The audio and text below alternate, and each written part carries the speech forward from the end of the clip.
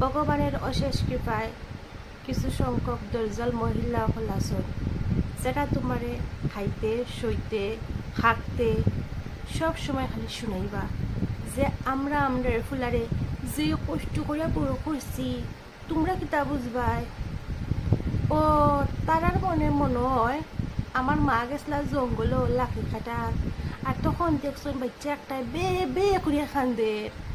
ও আমার মার মনে দোয়াই গেছে, ওটা নেনা করে কুলো লইয়া গরু আনি লাইছুন, আনিয়া দিলাইছুন এক কাপ চা। কারণ আমরা হরলিক্স কিটা চিনি না, খাই লাইছি দুধের চা এক কাপ।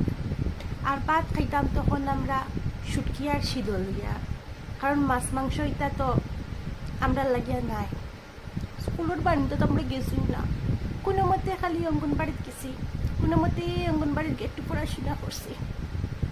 তো সেই মহিলা হলে আমার একটাই প্রশ্ন, যে ফুলা বিয়া দেবার পরেই মনে হয়েছে নি যে ফুলারে এত কষ্ট করে পারলে পয়সা বড় করছো, এখানে আগে মনে হয়েছে না?